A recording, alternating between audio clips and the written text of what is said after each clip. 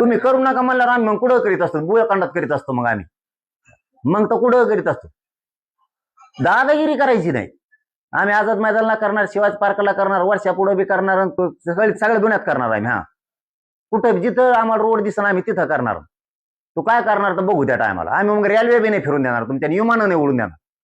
हा, सगळ्या रेल्वे पटऱ्या उखडून टाकीत असतात, मग आम्ही विमानतळ उखडून टाकीत असतो. होऊ दिस तुला, तू माझंच उतरायचंच ना एकदा.